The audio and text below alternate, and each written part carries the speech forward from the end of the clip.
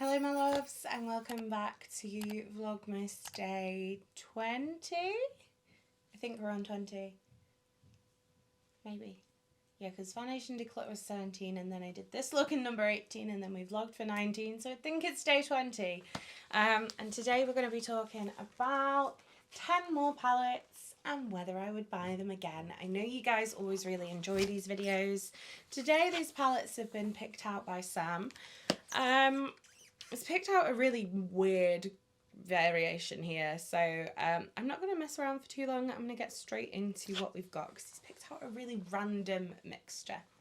So first off, this is the Am's Beauty MUA Basics palette. This is the best nude neutral matte palette. I absolutely love this one. It's one I would never ever get rid of in my collection. If this disappeared tomorrow, I'd be repurchasing it again. I feel like nobody talks about Am's Beauty's formula, but it's absolutely beautiful. These shadows are so creamy. They're so easy to blend. It really is a stunning palette. If you're in the market for a neutral palette that is all matte, this is a really great one. And I love kind of combining this one with some really pretty kind of shimmers. It's great for prom makeup, great for bridal makeup if you're an MUA. Love it. And you can use it on the face as well because it's kind of all like neutral tones. So like this one makes a great contour for me. I feel like some of these deeper ones would make great contours for deeper skin people. It's just great. Next up, we've got such a throwback palette. This is Zoeva's Caramel Melange palette.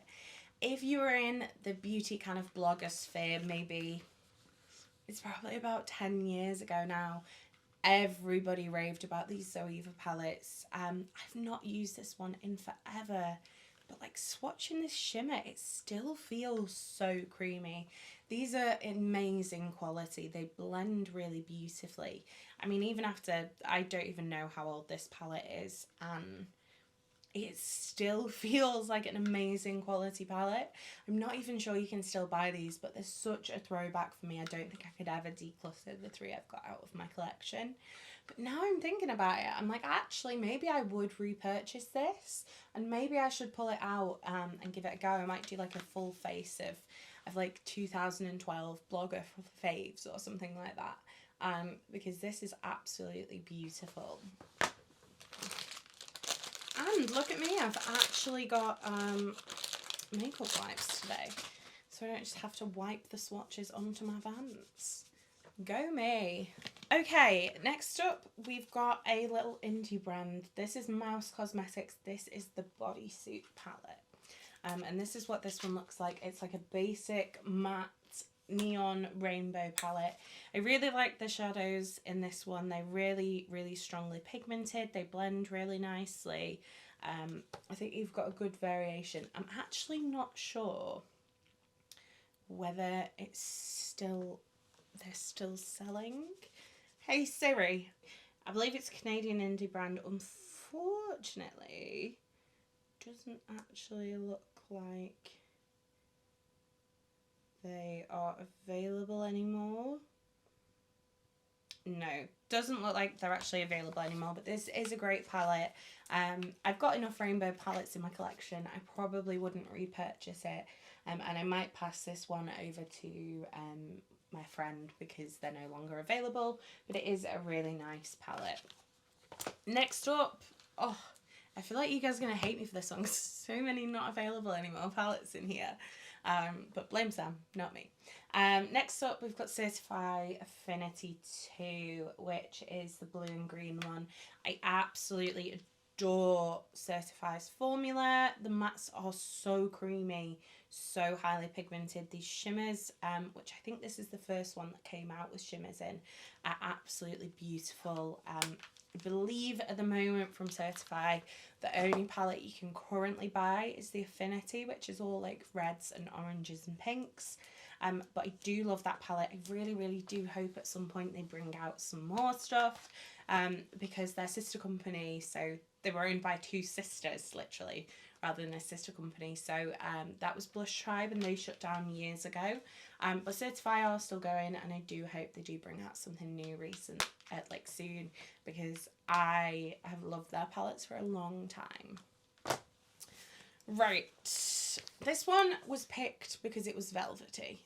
This is Anastasia Prism. I do not like this palette. It is, blech, is how I would describe it.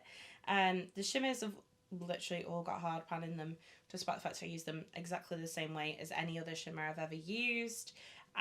The only kind of standing out is this bright yellow matte, but it's just a bit dusty. I just feel like this is where Anastasia really fell off the wagon. Yeah, not for me. Don't like that one. Definitely wouldn't repurchase it. Don't think it's available anymore. But even if it was, not something, if that disappeared, I'd be like, shame.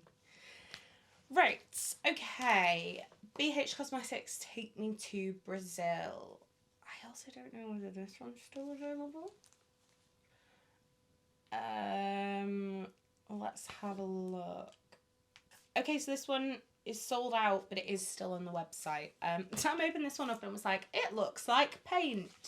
Which, to be fair, he's got a really good point. I was very, very, very pleasantly shocked with this one.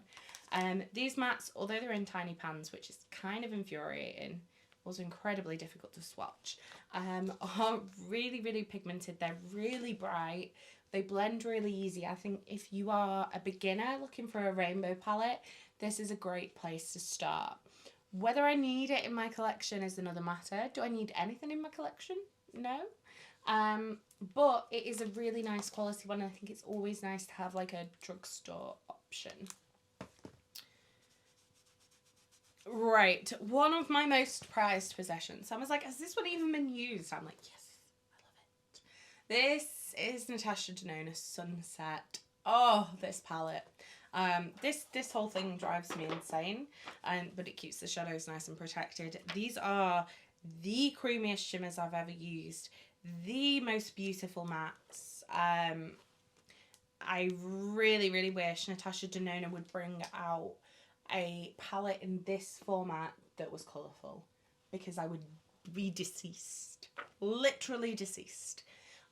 This is incredible. Insanely expensive, but if you have the budget for it, it's something that I would be like, don't miss out on it.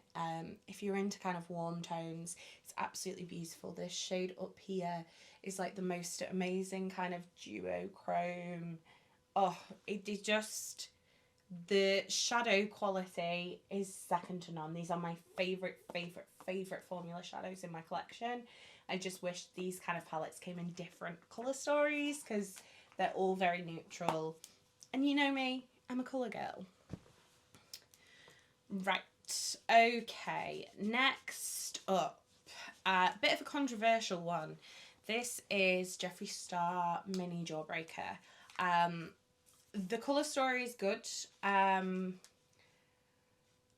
wouldn't buy this again because of who it is by. I have to admit, I've got quite a lot of Jeffree Star in my collection because I used to love his products.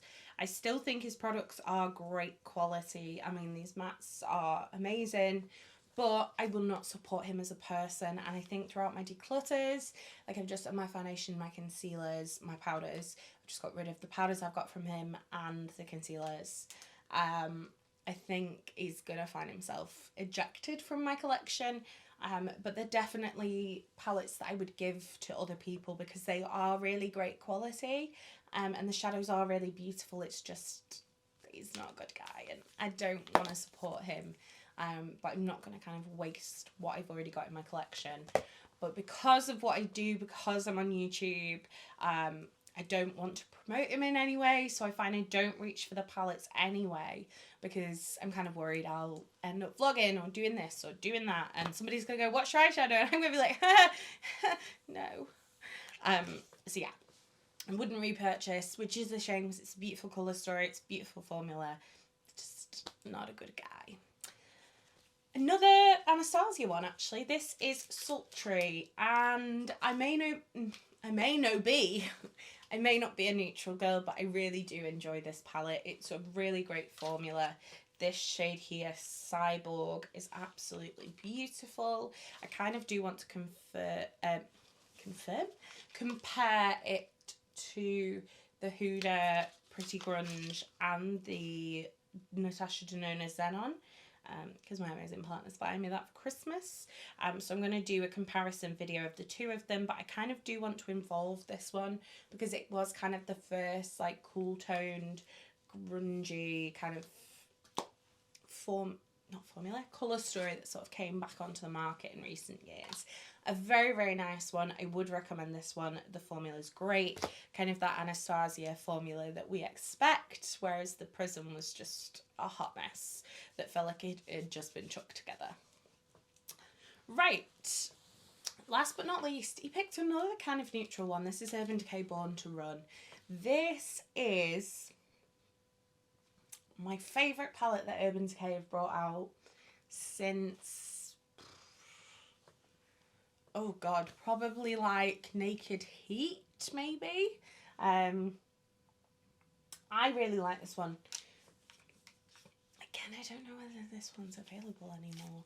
And I did see from Urban Decay the other day they're actually shutting down their own website, which does kind of make me think, are they a bit in trouble? Which obviously kind of makes me sad because Urban Decay is the brand that kind of got me into like brighter colours. But this palette is beautiful. It's a really great formula. It's got kind of a great mix of, like, you've got some cool tones, you've got some blues, some greens, and then a lot of kind of warm neutrals. I actually really, really like this palette, and it is one I feel like I'd be sad to see go. I don't know whether I'd repurchase it, but I would be sad to see it go. But like I said, this is probably my favourite Urban Decay palette release in years and years and years. So there's definitely something to that, and I do enjoy it. It's just not one I reach for a lot because obviously it is quite neutral, especially for me. But yeah, I'm kind of intrigued to see what happens to Urban Decay. I feel like they've become very like commercialized. They're trying to kind of meet the kind of likes and dislikes of like your Dior customers, your YSL customers, your Chanel customers. And I feel like for me the whole point of Urban Decay was it was out there and it appealed to a different audience. And I just think they've sort of let that alternativity go almost, and it does make me really sad.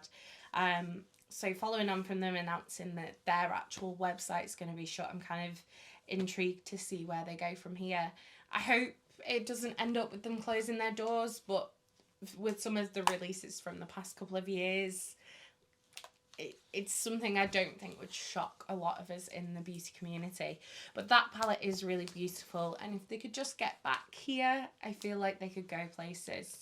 But I guess we'll see. So that's it from today's video. I do hope you did enjoy this. Let me know if you've got any of these palettes. Let me know what you think of them. If you did enjoy it, don't forget to give me a thumbs up. If you'd like to see more, hit subscribe. And if you want to make sure you never miss another video, hit the bell icon and YouTube will notify you every time I post. You've been fabulous. I've been Coleoftheball, and I'll see you next time. Bye.